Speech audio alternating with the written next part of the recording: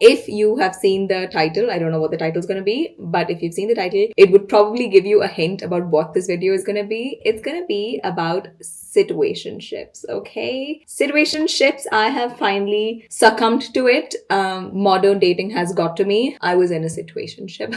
It's really funny because I've been single for 3.5 years and I was in a no man, no talking stages, no flirting. I don't want anything to do with men. And then I landed right into a situationship. So don't you think that's kind of funny? I think it's really funny. But the great thing is that the situationship only lasted 1 month. But in this video, let's decode a situationship and how I felt in it and what I learned through it, what happened. We're going to decode him a little bit, not because he's an important character, but because I think I learned a lot about me through him and what I accept in a relationship or situationship, what I don't. So this would be a very, very fun episode. Yeah, let's begin. I do want to give a disclaimer that in this video, I'm in the process of sort of discovering and learning things about myself and also understanding what happened. So maybe when I speak, if I contradict myself or I tell you two sides, which is this is what happened, this is my assumption, and this is what could be the truth, it's just me figuring out the whole thing. So basically, as you guys know, I have been traveling a lot this year, especially since quitting my job. I think I've made it a decision to be out of the country for as long as possible, to have more real world experiences and not be stuck to my phone so long, and to genuinely meet people, learn about myself. This year, during one of the trips, I sort of met someone on a trip. It was quite spontaneous. We met and we hit it off.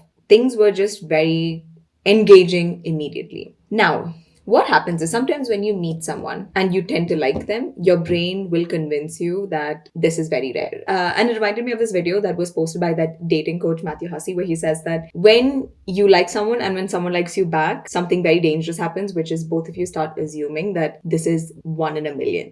And this is the first time that you've liked someone and they also like you back. And it's like, it's so rare for this to happen. But liking someone is just the first stage. What happens after that is action and commitment and the willingness to take this liking into something more. Bottom line, when I met this person, I felt that same thing, which is, oh my God, like this is so rare for me to like someone. That is so far from the truth. Like this year, I have liked 3 guys and I've thought the same thing. But our conversations were really fun, very engaging. I felt like I could speak to him for a very long time. Once again, that is my brain telling me something which isn't necessarily true, because I did go on a date with someone back in May this year. It was supposed to be for maybe an hour or two. It ended up being 5 hours. And then the next day, we were supposed to meet for an hour again. We ended up hanging out for 7 hours. So this actually has very little to do with him. And I think it has to do with the fact that I genuinely think I'm a good conversationalist. And when someone can reciprocate that energy, then we can speak for hours. So it's not necessarily him being this amazing, engaging person. But yeah, again, I'm sharing like both sides to this to explain what I'm feeling, but also me rationalizing it. So we got along quite well. And then we hung out for about 2 to 3 days after that. And then I had to come back to Dubai. Now, during these 2-3 days, I want to mention that I could instantly feel some kind of emotional disconnect from this person. And it was in very small ways, okay? It's so tiny. For example, the night before that I had to come back to Dubai, in my head, like, oh, we've connected and I'm coming back to Dubai. So I'm thinking, shit, like we need to meet, we need to spend that last few moments together. But I don't think he had that sense of urgency or that natural need. Now, if this was me 2 years ago, I would have felt this discomfort and thought, oh, but he was also just like on a trip. So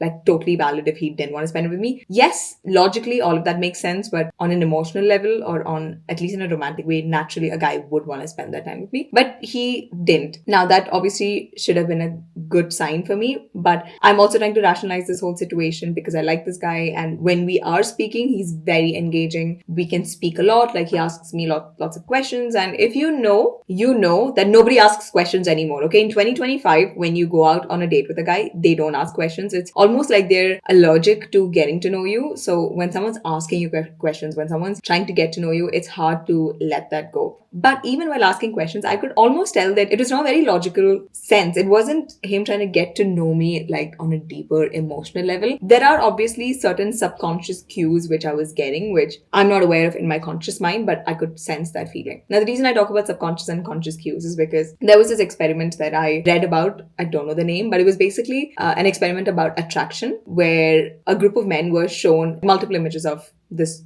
girl. And all of them found a specific photo of her a lot more attractive, and they couldn't figure out why they found it attractive. But basically, that photo was taken, I think, when she was on her period or when she was ovulating or something like that. But men could not figure that out because it was such a subconscious thing. It was about the way that her pupils were, it was about the way that her face was glowing a little bit more. So through that experiment, I learned that there are so many very small cues that we pick up on which our conscious mind is not aware of. So when I was talking to him as well, there was something emotionally disconnected from him, but I could not figure it out in my conscious mind. But in my subconscious mind, I think I knew. So on the last day when we were speaking, he didn't seem to give me like a clue or a hint about what this was, if this was going somewhere. Like there was no intention there. So then right before I flew back, I said, this is nothing. Let's just like never speak again. And then I came back to the vibe. And in my mind, I'd already made peace with it. Yeah, well, it was 2 to 3 days. It was a good conversation. We got along really well. And that's all that it needs to be. I cannot disrespect myself like that. I was all like bad bitch mode. And then as soon as I landed back in Dubai, he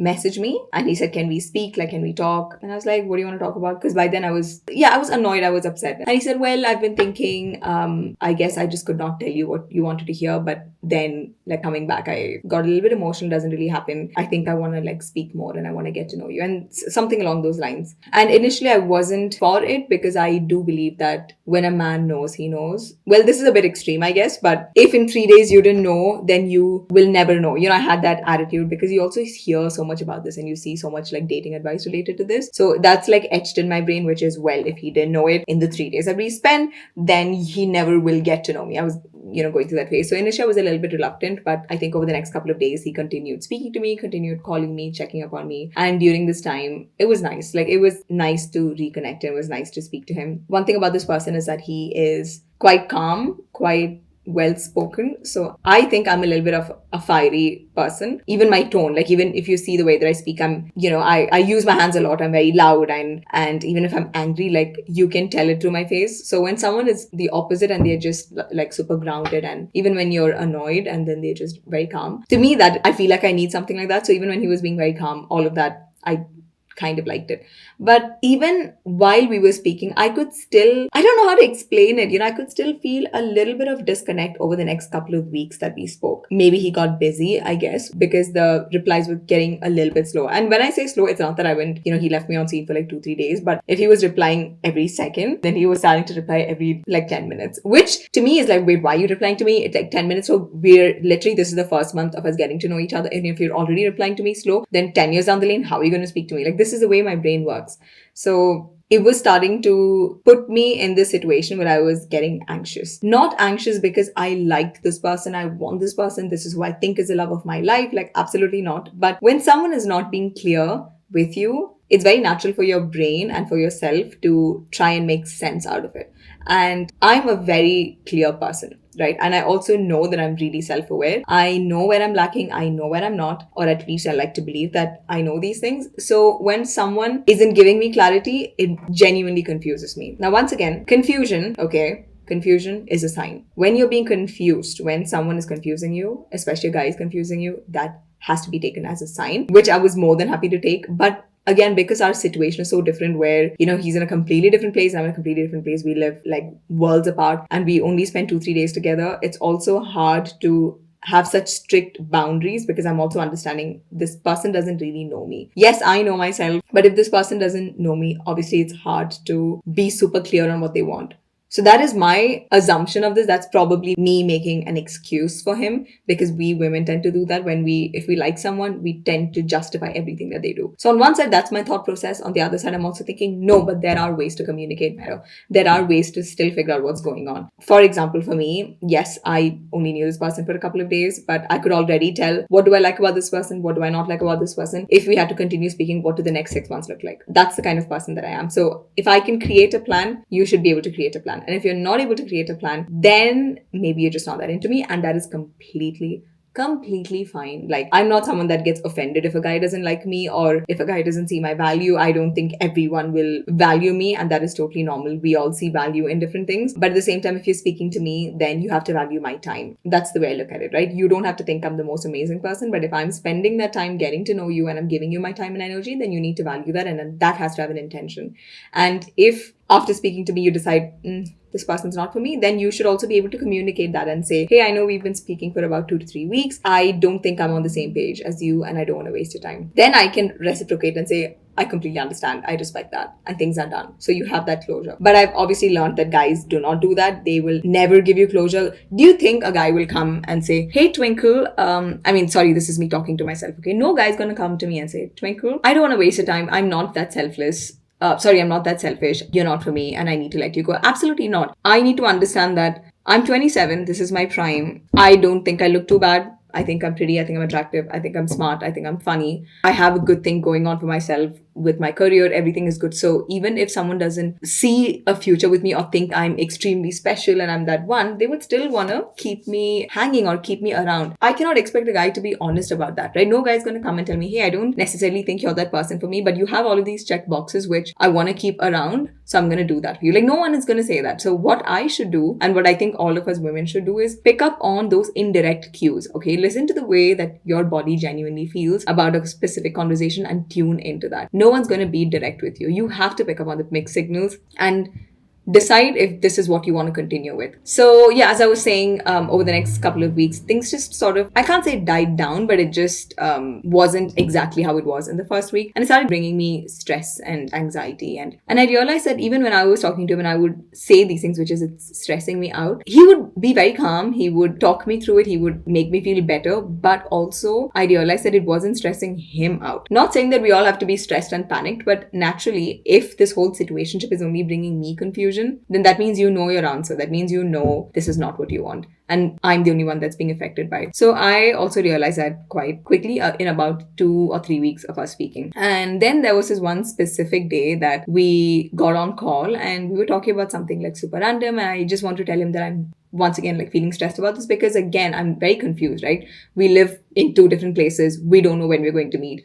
And he was telling me briefly that he has plans to come see me and that it will happen. It just takes a little bit of time, which may be true. So I do understand that it's a difficult decision. So one day when we finally did get on call, we were talking about very random things about like attraction and getting to know another person. And he said something which sent like this alarm, it was like an alarm in my head where he said something super small, which was, I think it takes me a while to get to know if I like someone. And I was like, oh, like how long? How long does it take you? Because this is not good for my stress. And then he said, yeah, like maybe up to 6 months. While he was speaking itself in my head, I'm thinking this needs to end right now. This needs to end right now. This is not for me, not for me, not for me. And it's not that you need to know if you like someone very early on, but if it takes you 6 months, there is something wrong there. I believe there is something wrong there. And I could be wrong about this, by the way, but I don't think you are tuned in emotionally. You are then using your logic to figure out if you like someone. And yes, you can use your logic with friendship, I guess, to an extent, with family, with job, with your career, with life. But liking someone is a very instinctual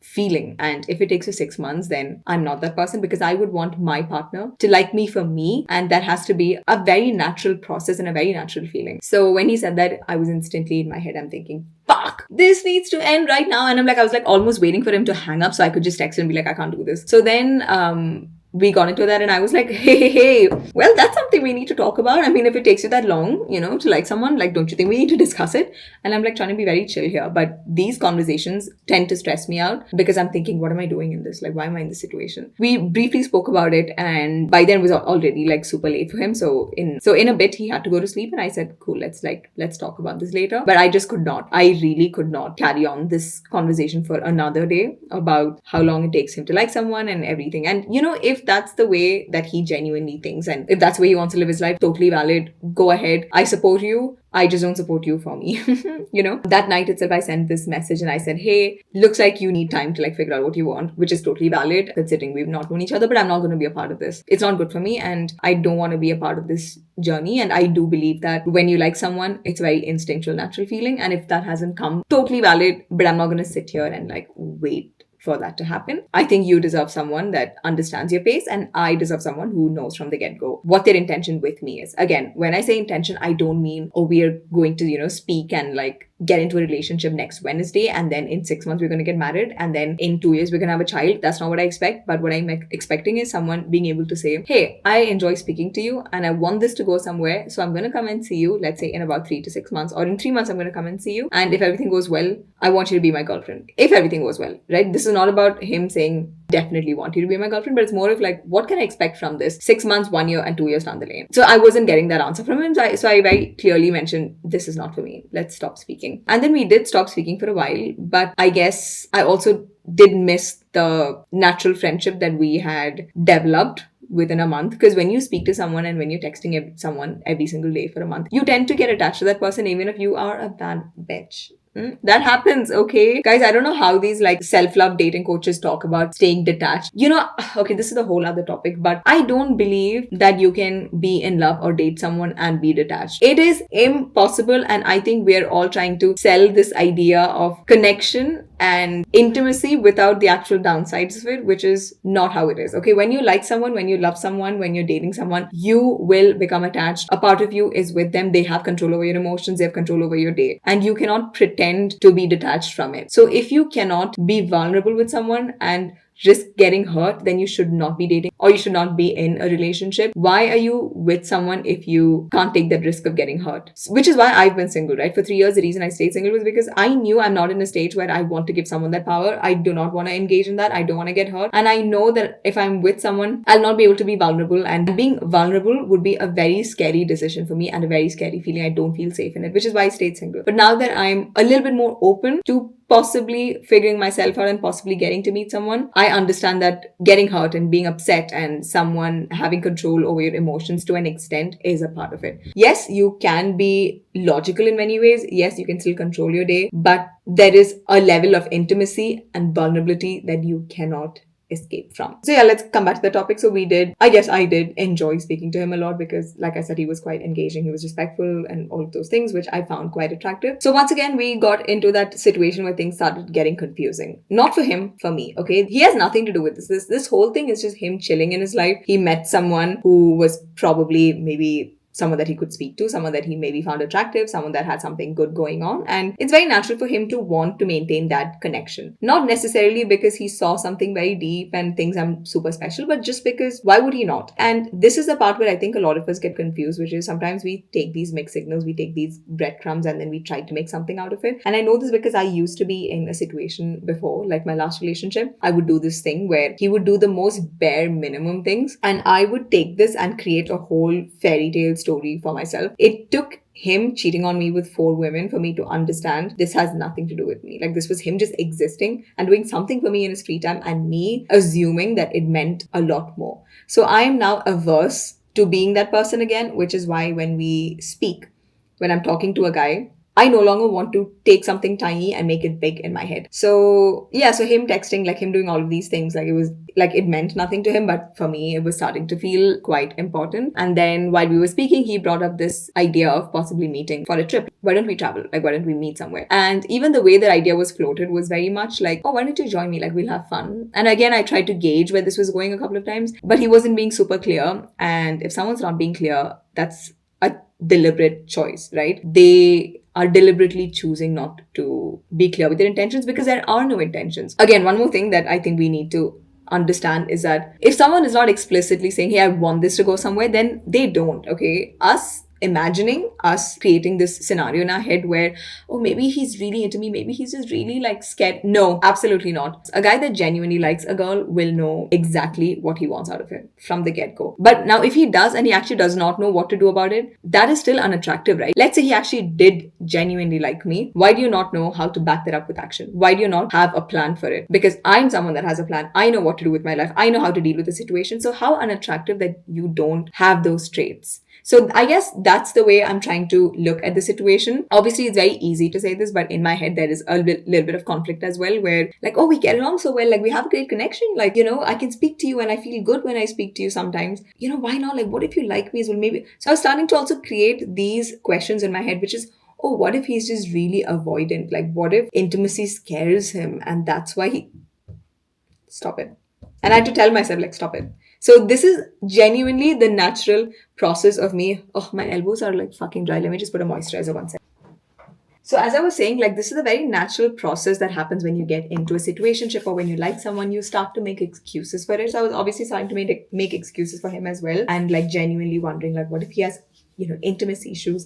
What if he like being vulnerable with me like terrifies him. What if all of these things are happening? But also, what if he's just not into me? Like, what a relieving thought. Like, that is such a wonderful thought. It's like that episode in Sex and the City where I think Miranda was talking to some guy and she was explaining like his thought process, and all the girls were like justifying his behavior. You know what? Or maybe he didn't come up because he was tired or that he wanted you to sleep. And then there was a guy on the table who literally looks at Miranda and he says, no, he was just not into you. Like, that's the bottom line. And then she starts to feel very relieved at the idea that it's that simple. So I think men are super simple, and if you're being confused, he's just not into you. But it's very easy to say that. The natural process of getting into a situationship and liking someone and them not being clear with you will understandably stress you out and upset you. So yeah, this conversation about this trip came up. Again, I was getting very vague answers, and the confusing part over here is that I was genuinely considering this trip where I actually thought, oh, it would actually be fun. Like, I'm 27, I'm young. Why do I need to have all the answers? Like, I'm young and I'm fun.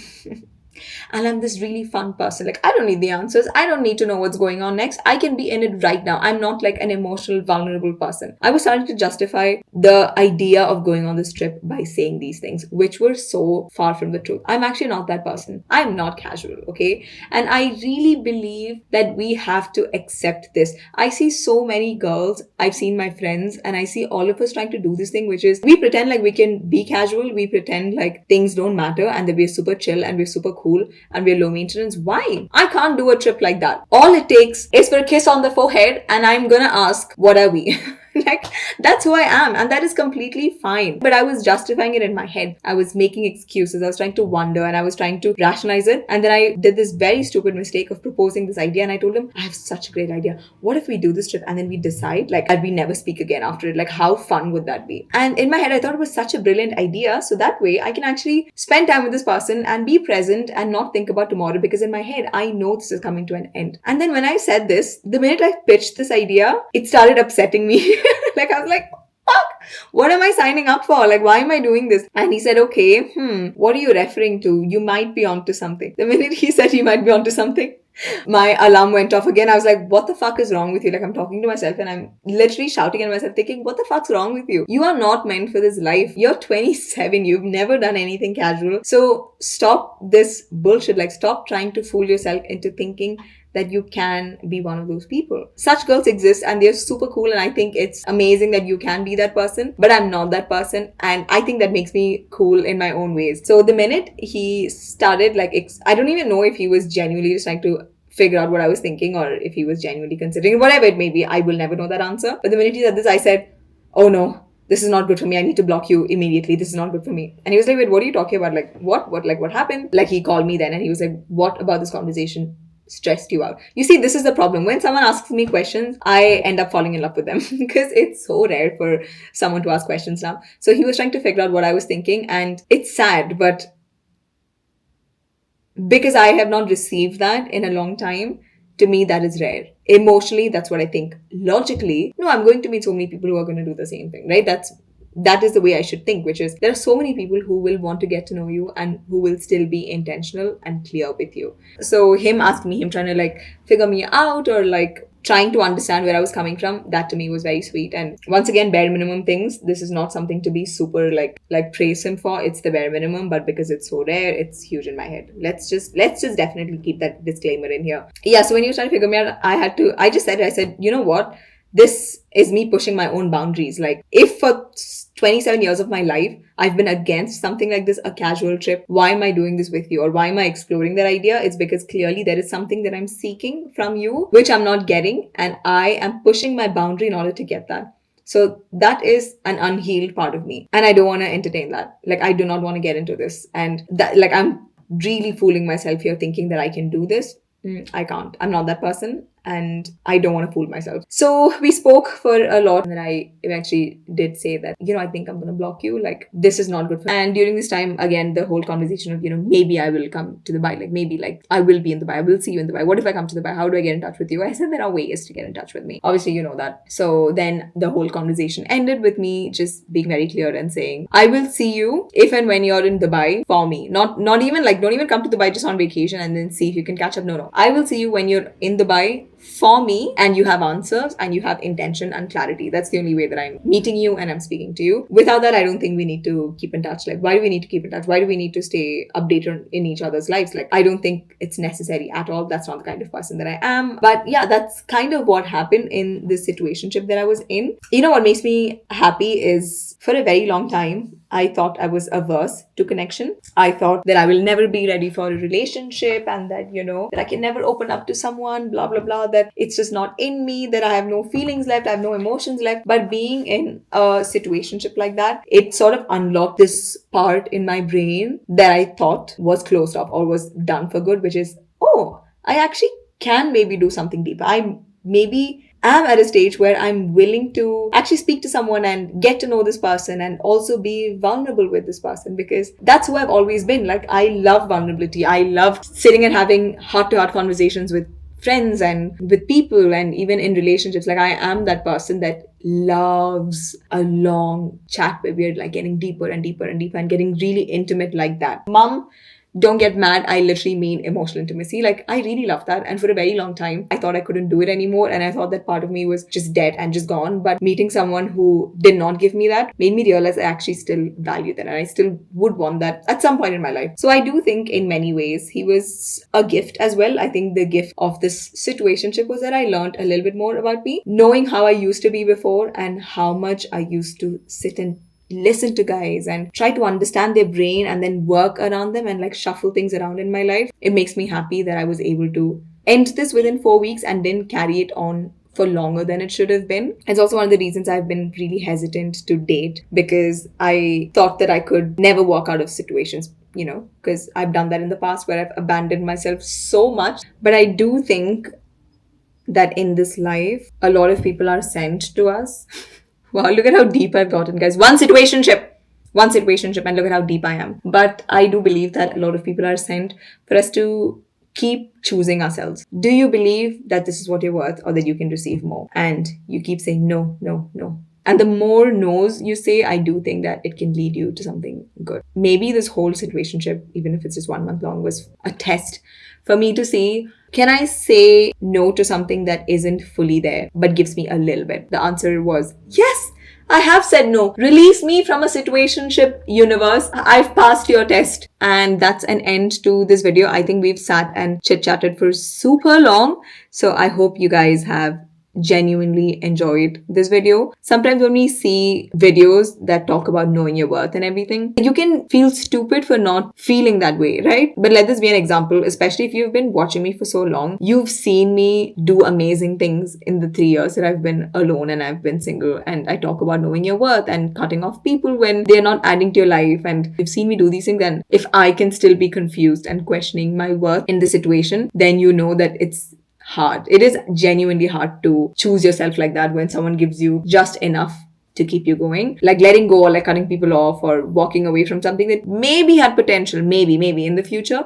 That is a muscle. It's like a muscle that you need to exercise, and it truly is discipline. The more you do it, I think you can get better at it. So thank you so much for tuning in and for listening to me. If you guys enjoyed this, leave some comments below. I'd love to know your thoughts. And yeah, make sure to subscribe to my channel. I will come back with more story times. Okay? Bye-bye.